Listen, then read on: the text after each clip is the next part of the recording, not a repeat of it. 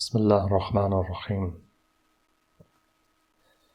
الحمد لله رب العالمين والصلاة والسلام على أشرف الأنبياء والمرسلين سيدنا ومولانا أبي القاسم محمد اللهم صل على محمد وآل محمد وعجل فرجه وعلى آل بيته الطيبين الطاهرين المعصومين المظلومين الذين أذهب الله عنهم الرجس وطهرهم تطهيرا اللهم صل على محمد وآل محمد وعجل فرجهم. أما بعد، قال الله الحكيم في كتابه الكريم: بسم الله الرحمن الرحيم. فسبحان الذي بيده ملكوت كل شيء وإليه ترجعون. صدق الله العلي العظيم. اللهم صل على محمد وآل محمد وعجل فرجهم. Our series of discussions have gone into a second night. Yesterday we were contextualizing this movement of Sayyid al-Shuhada alayhi salam. I say it's a movement because movement has motion in it. And human beings find that within this message of the Imam, there's motion. Motion of the heart. What Sayyid al-Shuhada wanted to achieve is regarded or described today as inqilab, revolution. But here the literal meaning of revolution comes into play. Inqilab, going back to qalb, qalaba. He really conquered the hearts and he moved the hearts. It's a movement of the heart from unknown, from darkness. Min al-dhulamat ila an-nur, towards light. And here light is significant because light is peace, light is union, light is happiness, and you find separation, pain, suffering is in darkness. Now look, what do I mean by this? If you look at life, the times you feel the most pain is when you're separated from something. Someone leaves you, they pass away. Death, destruction. These are all forms of separation. When these types of separation take place, it leaves a pain in the heart of a person. So, the opposite is also true. Happiness is found in union. Happiness is found in family. Happiness is found in marriage. Happiness is found in doing good actions, deeds. Because it brings you closer, as opposed to taking you away. At times it brings you closer to human beings. When a person's focus is far greater, it takes you towards God. So, good actions, or anything which is done in a form of a movement towards something, if it's good, it symbolizes light. And when it's bad, that moving forward towards something is nothing but separation. To give you an example, look, we've discussed physical separation, but what about spiritual separation? When a person commits a sin, for argument's sake, there are two things here. A person who gets married, that union brings them peace. But a person who commits zina, let's say, the difference is in 2 or 3 words. In these 2 or 3 words, it can take you to light and it can take you to darkness. Here the hadith says. It says a person who commits zina, 6 bala automatically come down upon them. 3 of them in this world, 3 of them in the hereafter. Right? However, if one was to recite 2 or 3 words, they'd become legitimate for one another. So you see how religion works in many ways. All of these relationships are here. Animals don't have them.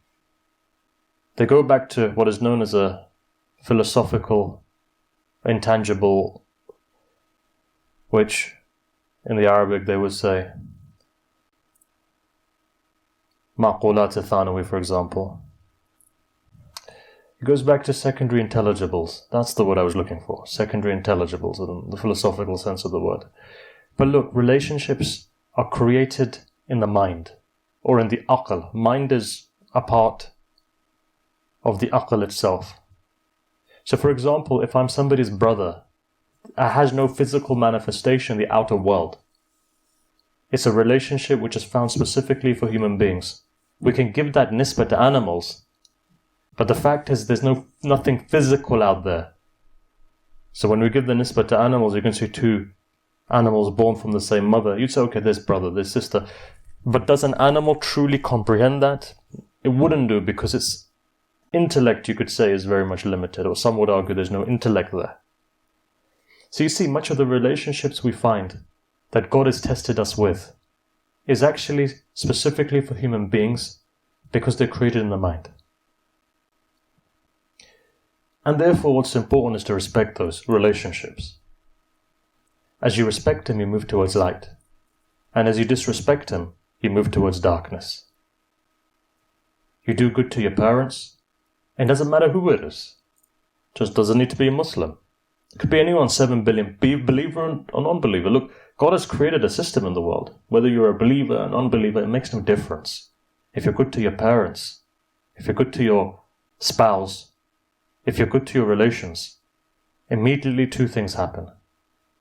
Your life is increased and your risk is increased. Right? It's causal effect. And it doesn't matter if you're praying all day. The month of Muharram is here, you're reciting Ziyarah Ashura, you recite 100 la'an, 100 salawat, salam, and after that, you go into Da'a al-Kama. You could be doing all of that, you could be praying tahajjud, but that doesn't necessarily mean your life is increased immediately and your risk is increased. Reason is very simple. It's because there's certain factors in play. If you're not helpful to your mother or your father, then what happens? Look, to give you an example. It's a very famous companion by the name of Sa'ad. Sa'ad was a person who in the Battle of the Trench was shaheed, right? Defending the city of the Prophet. As enemies attacked the city, he defended himself, and in the process of that defense he passed away. So therefore one would call a person like that a martyr. To defend one's city against enemies. Here it was the city of the Prophet, fine. But as a general rule, if the intention is there of defense, somebody attacks you, and you're defending yourself for the sake of Allah, as he was, died a shaheed. Now the hadith says when the drop of blood of a shaheed falls, all of his sins are wiped out. And here the Prophet of God comes forward, shrouds him, buries him, prays over him, goes in his grave, puts him in his grave, and after all of these things, the Prophet is sitting there praying for Sa'ad, and people are asking, why are you taking so long for? The reply was very simple. There's torment in his grave. So people asked why? And the answer, again, as we all know, he wasn't very good with his spouse, with his wife. Now look, the question is this a contradiction? Here it says that when the blood of a shaheed, the first drop of blood wipes out all of his sins. He's pure. He's taken to heaven. So why is it that Sa'ad was feeling pressure of the grave, torment in his grave? Look, remember one thing. All sins can be wiped out, but haqqun nas. So be very vigilant, especially within these times, that sometimes a blockage may come between us and the message and the nur of Imam Hussein.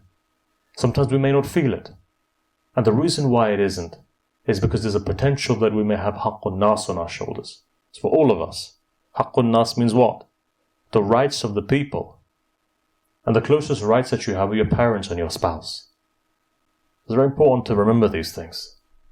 Because look, as times of confusion, of dalal and dhulamat go forward, Amir al-Mu'mineen said, after the qatl of my son Hussein, the world will be engulfed, or at least the Muslim world will be engulfed into dalal and dhulamat. You'll see divisions amongst them, you'll see tensions, you'll see all sorts of pressures, split that's going to take place. And the nation will fall into dalala, darkness, right? Dhulamat, darkness, dalala, misguidance, confusion. And in this time it's going to be more and more difficult. And we're seeing that time today. How does one come back again, recalibrate themselves, come back to the origin again? And there's only one way of doing so. Especially in this day, or at least the fastest way of doing so, is as you gather for the majlis of Sayyid al-Shuhada. Now look, some of you may be saying to me, we're unable to physically gather. some of us still may be in lockdown. Or maybe only a few people allowed into the mosque. Or maybe a member of a family is coming, the rest of them are isolating or they have to stay back. So remember this. Make your home into a masjid for Imam Hussein, or into, you could say, a majlis of Imam Hussein. Why? Because the month of Muharram brings a specific rizq. Every year there's a new rizq which is given. If a person misses the rizq of the 10 days of Muharram, until the day of judgment, he'll never come back again. Next year there'll be a new rizq. The year after there'll be a new rizq. So for the revival of the soul, this rizq needs to be taken. And this rizq comes when you come to the majlis and you mourn together. Now look, maybe the question is, what do we do if we can't? And if you can't, then make your homes like that. That in the time of the majlis, when you have, let's say for argument's sake, 10 days, 1 hour. For that 1 hour, make that room where you're watching the majlis, where the screen is there, where let's say for example you're watching it on your laptop, on your television. Make that into a majlis. You'll notice that barakah comes down. And I've seen myself, in these nights, I've heard that their children who are debating with their parents and saying, look, we want to come to the majlis, at least in the Northern Hemisphere, where in Europe where things are slightly more open. 2 days on the trot, one child was saying to his mother, and I was listening to this, I was standing back and listening and saying, look, I want to go to the majlis tonight. And mother was saying, look, it's going to be too late. And he was saying, no, I need to go. He's 8 years old. Why? There's something about majlis that penetrates the blood and the soul of a child. Sometimes people say, well, look, my children don't pray, they don't fast. Give a lecture on this and a lecture on that and a lecture. And look, in 10 days it's impossible. If you take all of akhlaqiyat and you want to give it as a lecture in 10 days, that's a big injustice. But there's one thing, if you can sort one thing out, then everything comes back into play again. And what is it? That is this. That is wilaya. If you can train your children to truly understand wilaya, and wilaya goes back to ata'at of Allah, ittiba' of the Prophet, right? What does the tradition, what does the Quran say? In kuntum tuhibbun Allah, fattabi'uni, yuhbibkum Allah. Fattabi'un, ittiba' of the Prophet will lead you to Allah loving you. You'll become Habib of Allah. But look, there's only one Habib. It's Rasulullah. So faith of Rasulullah, the barakah of overflow of Rasulullah will be such that you will be under that shadow. That, you could say, that wilaya will be passed down. Not in its absolute sense in the way that you find with Rasulullah. But what is a waliullah? A person who has wilaya is wali. And where does wilaya come from? Wilaya comes from Ali ibn Abi Talib. It's an overflow. So in this way, Allah will love you for the sake of the Prophet. There's an overflow. And that needs to be remembered. Because that's what we need to have. But how do you harness that? You go back to the origin. Ittiba' the Prophet. To follow the Prophet. To be there with the Prophet. And what does the Prophet want from you? قُلْ لَا أَسْأَلُكُمْ عَلَيْهِ أَجْرًا إِلَّا الْمَوَدَّةَ فِي الْقُرْبَى. He just wants mawaddah with his loved ones. Now what is mawaddah here? Mawaddah is an active form of love. It's more than just, here it says, in kuntum tuhibbun Allah fattabi'uni, right? Hub is different here. Mawaddah is different. Hub is one thing. Hub may be passive in many ways, but mawaddah is always active. And this is why the only other place that you find Allah uses this, go to the Quran and see. What does He say? وَمِنْ آيَاتِهِ أَنْ خَلَقَ لَكُم مِّنْ أَنفُسِكُمْ أَزْوَاجًا لِتَسْكُنُوا إِلَيْهَا وَجَعَلَ بَيْنَكُمْ مَوَدَّةَ وَرَحْمَةً. Right? In a marriage, you have mawaddah. Ulama have said, it is important to actively express love within a marriage, within a relationship, to keep it alive, to keep that mercy coming. What does that mean? That means on a weekly basis doing good things. Because remember, some of the biggest hurdles that stops a person from reconnecting to their Imam is their akhlaq. And where does it begin? In a family. Look at the hadith and see. It says that, for example, if a husband helps his wife out, 1 hour of helping his wife in the house, for argument's sake, 1 hour, is like a person has prayed 1 year, let's say. Worship for 1 year. A wife who sees that her husband's thirsty, out of love she brings him a glass of water. 1,000 years of prayer in the daytime or in the nighttime, and fasting in the daytime. Husband and wife sitting together, debriefing, having a conversation. And we don't have that anymore because we're all on our phones. But if one was to switch their phones off and just have an hour conversation, again, look at the benefits that Allah is saying. Again, heaven, wiping out of your sins, ibadah of 500 years, entire lifetime, more than a lifetime of prayers. Now, why is this so important in the eyes of Allah? Because what Islam is teaching is that the most important thing that you have, which brings barakah, is the family unit. And that is what today you're finding that the system of Dajjal is eroding. Hadith says Dajjal, when he comes, what does he come with? He comes with that which is mubah. And what does he do with it? It doesn't come with something which is haram. You're not going to do it if it's outwardly haram. So what does it need to be? It needs to be mubah. One of the most powerful things that you have is your social media, your phones, your laptops, your iPads. Today, you find that you are not giving tarbiyah to your children. Facebook is giving tarbiyah to your children. Instagram is giving tarbiyah to your children. And that's what's quite scary when you look at it in the grand scheme of things. That a house was a place of tarbiyah of the self and then the children. Human beings forget this. You yourself as a parent require training. Because if you're not trained, you won't be able to give training. So, the day a person gets married, their tarbiyah in the house begins. For as long as you're single, there are many traits that don't surface. But the minute that you get married, certain traits begin to surface. Anger, to become upset. Ego, right? Ego is that which makes one upset. Ego is that which makes a person stingy. And many times you think to yourself, I always thought I was very giving, but in the household you become stingy, become lazy, you may be disorganized. All of these things come out and they become in front of you. So this is why they say this is the place of tarbiyah, that you recognize your vices and then you rectify those vices so that you can bring barakah down. For every time you violate something, what happens? There's a cut in barakah, there's a cut in tawfiq. There's a darkness of the heart which prevents a person from going forward. Effectively, the household is a place where you're meant to develop mercy. And only then, from that mercy, can you manifest mercy outside. What is Rasulullah? Rahmat lil alameen. Where does that mercy begin? Who is the mercy of Rasulullah? The mercy of Rasulullah, as is the principle of mercy for any Muslim or any human being. When they have children, a boy is a ni'mah, a girl is rahmah. Allah blessed every prophet and He gave him a boy, ni'mah.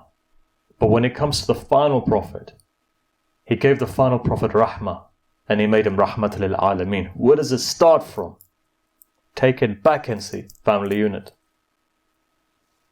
So look, in this time, if you think, ponder, if you can use this just to wake your consciousness up. Sometimes remember, majlis can be a trigger. Trigger something in your mind to reform yourself, to reform your conduct, to reform your character, to reform your being. That's what's important. So look, that's the introduction for today. But what I wanted to say is this. A man over 5,000 years ago, you could say, goes from what was then the Holy Lands, and he goes to Mecca. And he comes to Mecca, and with his son, he decides to build the Kaaba. After building the Kaaba, Allah gives him a hukum. And the hukum is this: call the world to Hajj. So Abraham thinks to himself, my voice is going to project that far. Allah says, don't worry, I'll project your voice. Just call people to Hajj. So he stands on the maqam which is known as Maqam Ibrahim, and he calls the people for Hajj across the world. Calls them. Allah projects this, and He takes it to the level that every single human being until the Day of Judgment will have an option to go to Hajj. Now, if a person hasn't been, that doesn't mean they're a bad person, it just means that they don't have the tawfiq. But those souls which were waiting to come into the physical world, if they said labbaik, Allahumma labbaik, you'll find that they make their way to Hajj. Similarly, 1400 years ago, Asr time again, a man is standing there alone, and in his loneliness, he makes a cry. As he's lonely, having lost everyone, he says one thing, Hal min nasir yansuruni. Is there any nasir, is there any helper to come to my help, to come to my aid? Hussein didn't need you. Malak come down, he sends him away. Jinn comes down to him or comes to him, he sends him away. This was a message for all of time. Those people who said labbaik, at least once in their life you find that they go to Sayyid al-Shuhada. At least once in their life. Now when you go to Sayyid al-Shuhada, it is an open invitation in many ways. But truly Hussein accepting you again as conditions and criteria. Before I go into that, I want to say something. And very simply, that's this. Hussein doesn't need you. There was no reason for him to do that in the middle of a desert when he knew he was surrounded by enemies and his voice would never have projected. Allah in the Quran, when He say, give me a loan, qard, and I'll give you 10 times back. Allah doesn't need a loan, He's ghani. Allah says, help me, I'll help you. Allah doesn't need your help. These are words of inspiration. These are the adab of the time, they're the culture of the time. But out of love you call someone. And Hussein knows if he doesn't call you, you're not going to come. But Hussein wants to call you so that he gives you an avenue to come. To give you peace, to give you security. That's what Imam Hussein was doing. And one of the ways of answering this is when you come to mourn for Sayyid al-Shuhada, is the tears that you shed. Look, don't ever underestimate your tears. But our discussion's not on that. Maybe tomorrow we can discuss it further. The one thing I will say at this stage is that what is Hussein? Da'i Allah. In the way Ibrahim is Da'i Allah. He calls people towards God. This is why in the dua of Rajab you notice that until this day, if you're in the month of Rajab in Karbala, what are you reciting? Labbaik ya Da'i Allah. That's what you're reciting in the Ziyarah of Rajab. Who are you saying Labbaik to? Not Allah, because you're saying Labbaik Da'i Allah. You're saying Labbaik to that person who invites people towards Allah. That is Hussein. So therefore it tells us his Hal min Nasir wasn't just for then, it's for today as well. Brings you here. Now look, when you come to the majlis, just remember who comes here. In order of precedence you may notice, or in order of less to more, Malak angels come here. Ahlul Bayt come. Rasulullah, and then the acceptance is from Allah. Same protocol when you go to the haram of an imam. So when people say, look, everybody goes. Why does Allah invite everybody? Is a druggie, Allah invites him as well to go to Karbala. In fact, remember one thing, Hussein's doors are not closed for anyone. You could be anyone from any part of the world. Having committed all the sins of the world, Hussein's doors is going to be open for you. You know why? Because Hussein's Babur Rahmah. Allah doesn't close His door ever to any human being. 7 billion people until the moment that they die have an opportunity to repent. Allah doesn't close any doors. You could be anyone having committed any deed. Morally, immorally, whatever it may be, Hussein's doors open. But when you go there, if you want to know acceptance, what do? You recite Izn Dukhul, right? Idhn Dukhul. In that you seek permission to enter. Now, you could say to me, look, we don't speak Arabic. For argument's sake, we don't understand what has been said. Okay, fine. At least you can stand there from your heart and ask Imam Hussein if I can come in. And look, there are 4 people that you're effectively asking. The angels there, the malaika, which are in the muqarrabin of Qabr al-Hussein, right? You're asking them.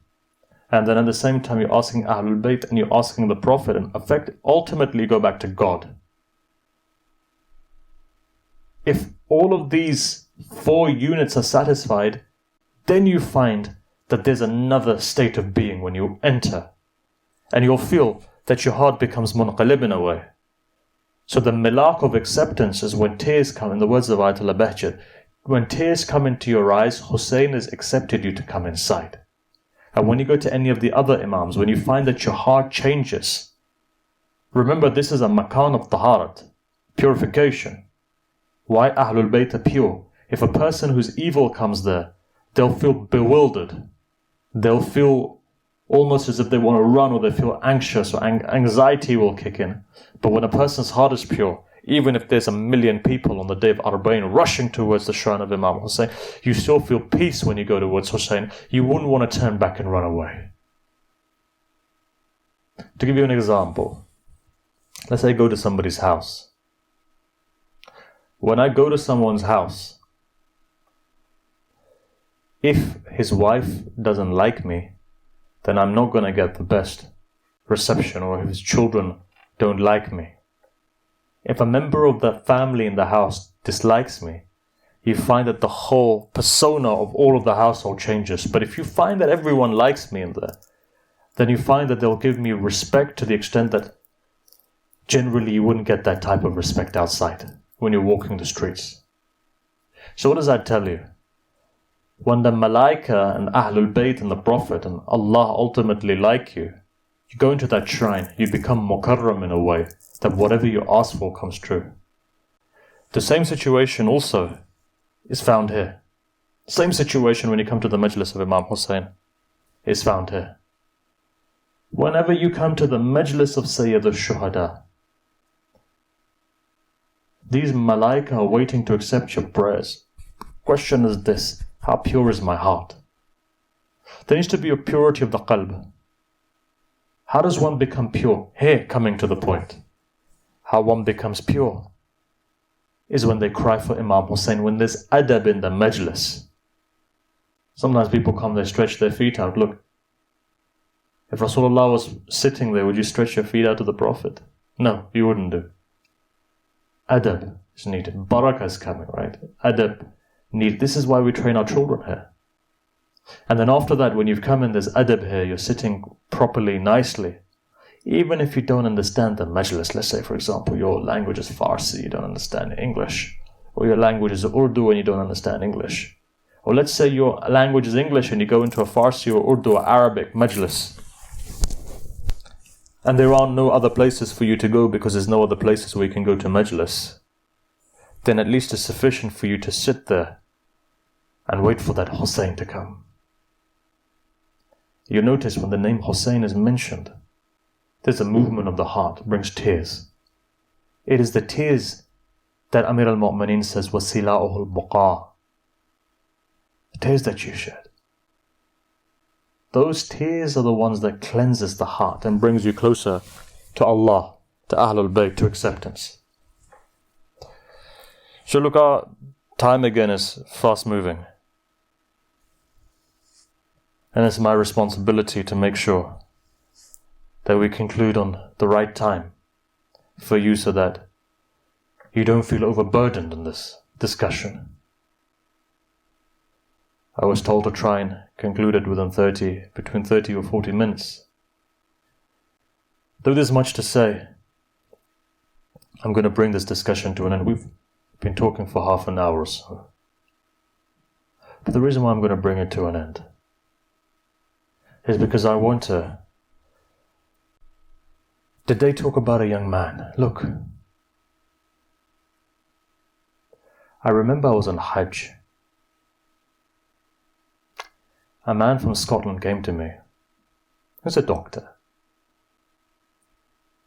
He said to me, look, I want to tell you something. So please tell me. He said, my wife and I couldn't have children. We're doctors. We tried everything, we couldn't have children. So the 10 days of Muharram came and they lived in a place where there was no access to a masjid. So they would watch the majlis taking place in London. And that's a good, from where they were living, 9-hour drive. They were watching live streaming. They said that every day we would sit down and watch until one day, the day came for the Masa'ib of Al-Yasghar. Masa'ib of Al-Yasghar. Now they were from the subcontinent. So they said that as the Masa'ib of Al-Yasghar were taking place, both husband and wife began to cry. The wife was in such a state. Have you ever seen a woman who can't have kids? And when there's small kids in front of her, though she may feel happy for the parents, but there's a level of sadness that why can't I have children? And you can imagine. Then imagine if a mother has been blessed with children and all of her children are taken away from her. Imagine the pain that she would be feeling. So this doctor said, he said, look, my wife and I, we were crying. And then the majlis finished. And then the cradle of Al-Yasr came out. I've seen myself, whenever we recite, at least a number of days ago, I was reciting the Musibah of Al-Yasr. Both Sunnis and Shias come, women come, be they Sunni, be they Shi'i. And they go to the cradle of Al-Yasr, and the Aqidah is such. So this lady said, this husband said about his wife, he says that after the majlis finished, he goes, I walked away, my wife continued to watch the screen. A time came when the cradle came out.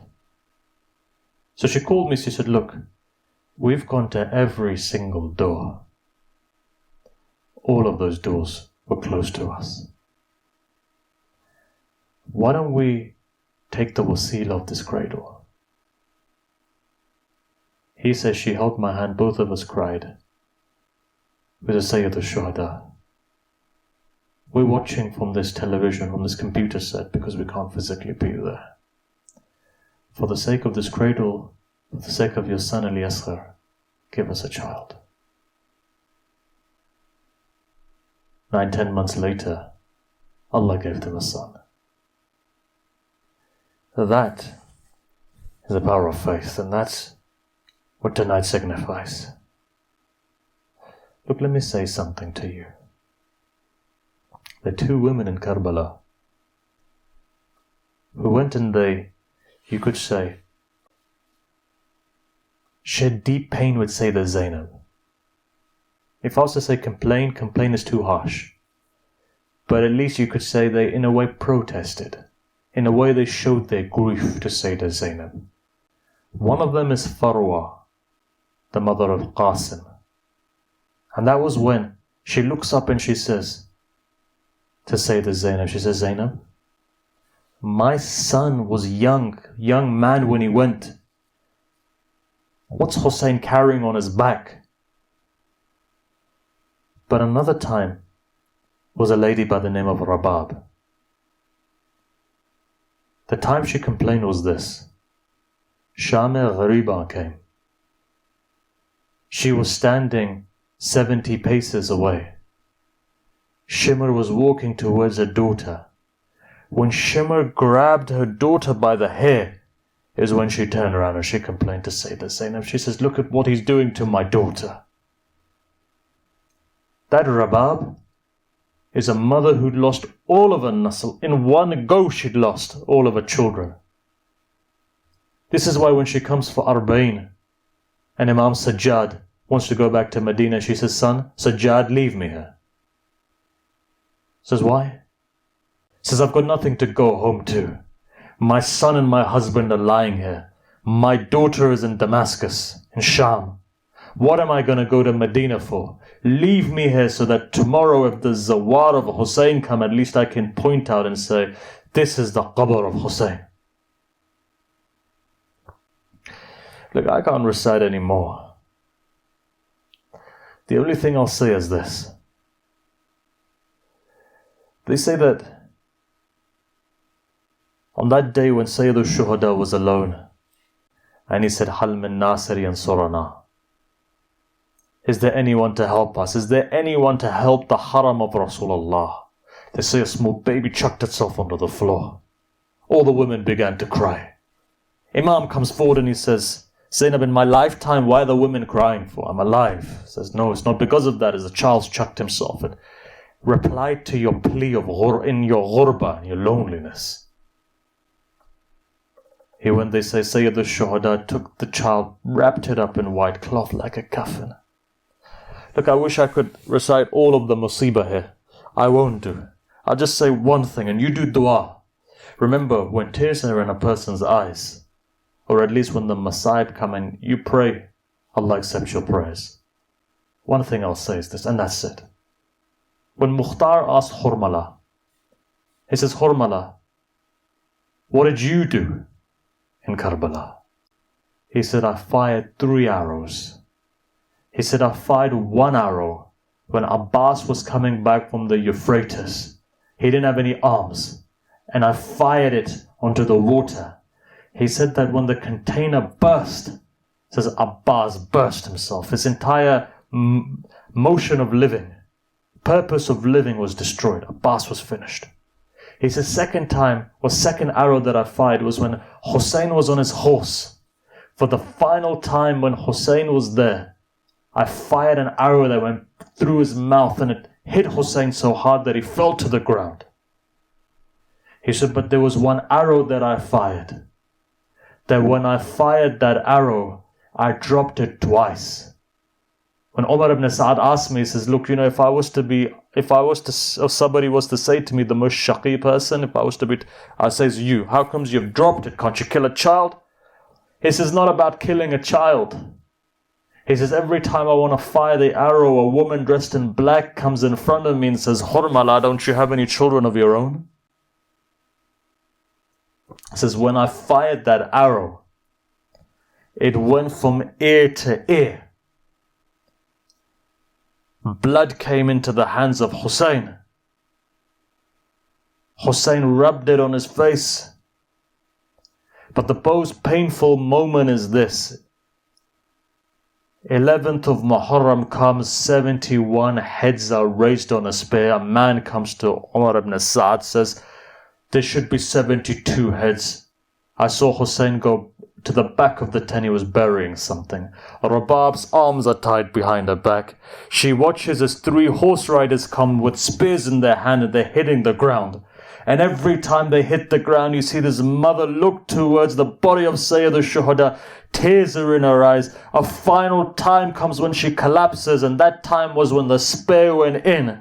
A 6-month-old baby was raised. The head was dangling. Shimmer comes, cuts it, raises it.